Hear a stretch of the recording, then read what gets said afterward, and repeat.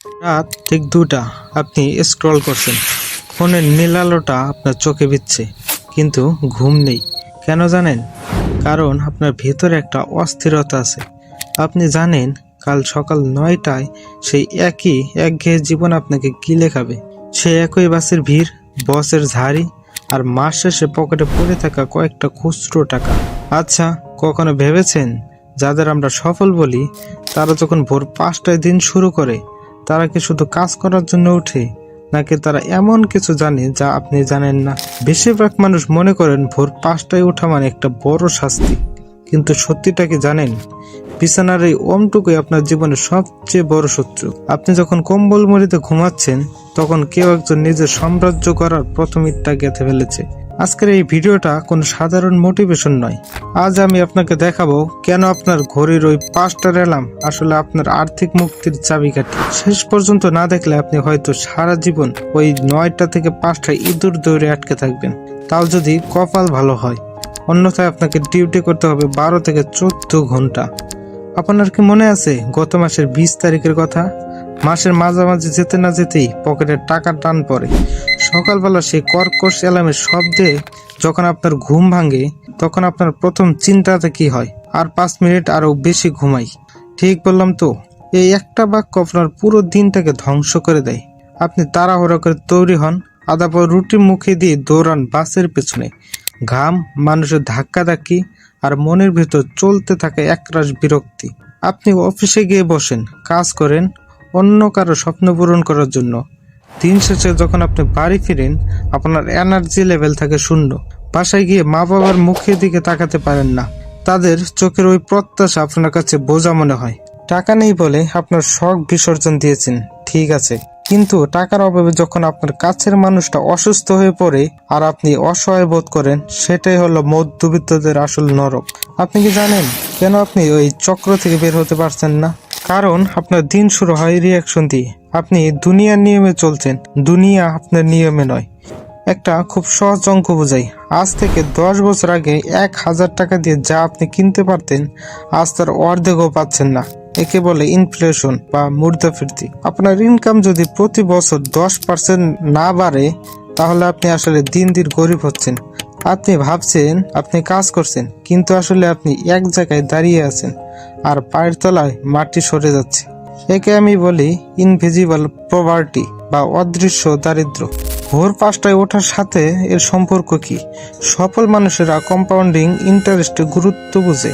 আপনি যখন ভোর 5টায় ওঠেন, আপনি প্রতিদিন বাড়তি 2 থেকে 3 ঘন্টা সময় পাচ্ছেন। এই 3 ঘন্টা যদি আপনি নিজের স্কিল বা সাইড ইনকামে দেন, 1 বছরে সেটা প্রায় 1000 ঘন্টা। ভাবুন তো, 1000 ঘন্টা বাড়তি কাজ করার পর আপনার ফাইন্যান্সিয়াল কন্ডিশন কোথায় গিয়ে দাঁড়াবে? দুনিয়া যখন ঘুমে বিভোর, তখন আপনার মস্তিষ্ক থাকে সবচেয়ে সতেজ।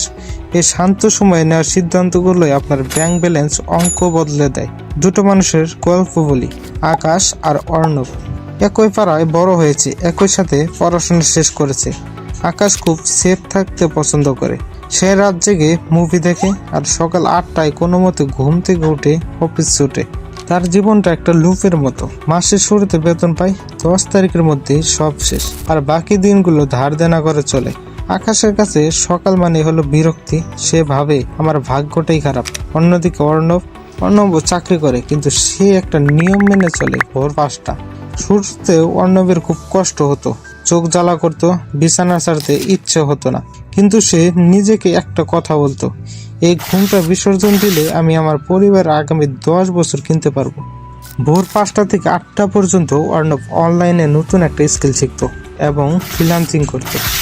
5 বছর পর কি হলো জানেন? আকাশ এখন নিজের বাসের হ্যান্ডেল ধরে ঝুলছে, আর অর্ণব এখন নিজের গাড়ি চালায়। তার একটা ছোট্ট স্টার্টআপ আছে। আকাশ এখনো বলে অর্ণবের ভাগ্য ভালো, কিন্তু আকাশ এটা দেখে না যে যখন সে কম্বল মুড়ি দিয়ে স্বপ্ন দেখছিল, অর্ণব তখন সেই স্বপ্নটাকে বাস্তবে রূপ দেওয়ার জন্য ঘাম চড়াচ্ছিল। আকাশের কাছে যেটা ছিল কষ্ট, অর্ণবের কাছে সেটা ছিল ইনভেস্টমেন্ট। তাহলে আপনি কাল থেকে কি করবেন? শুধু 5টায় উঠলে কি আপনি কোটিপতি হয়ে যাবেন? না, আপনাকে 3টি স্টেপ ফলো করতে হবে। আগের রাতের দিন শেষ করুন। রাত 10টার মধ্যে ফোন সরিয়ে ফেলুন। কাল সকালে উঠে ঠিক কোন কাজটা আগে করবেন সেটা ঠিক করুন। মনে রাখবেন, লক্ষ্যহীন সকাল মানেই আবার ঘুমিয়ে পড়া। প্রথম 90 মিনিট নিজের জন্য। ঘুম থেকে উঠে ফোন চেক করবেন না। নোটিফিকেশন চেক করা মানেই আপনি অন্যের এজেন্ডায় ঢুকে পড়লেন। এই সময়টা আপনাকে ব্রেন ফিট করুন, বই পড়ুন অথবা আপনার সবচেয়ে কঠিন কাজটা শেষ করুন। Number 3, 5 minute rule. যখন অ্যালার্ম বাজবে 5 থেকে 1 পর্যন্ত উল্টো গুনুন। 5, 4, 3, 2, 1 এবং সাথে সাথে বিছানা থেকে নেমে পড়ুন।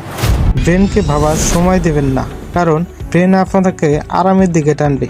আপনাকে সেটা জয় করতে হবে। বন্ধুরা, সময়টা বড্ড নিষ্ঠুর, এটা কারোর জন্য অপেক্ষা করে না। আজ আপনি যে সময়টা ফেসবুকে স্ক্রল করে বা বাড়তি 2 ঘন্টা ঘুমিয়ে নষ্ট করেছেন, মনে রাখবেন আপনি শুধু সময় নষ্ট করছেন না, আপনি আসলে আপনার অসুস্থ মায়ের উন্নত চিকিৎসা চুরি করছেন।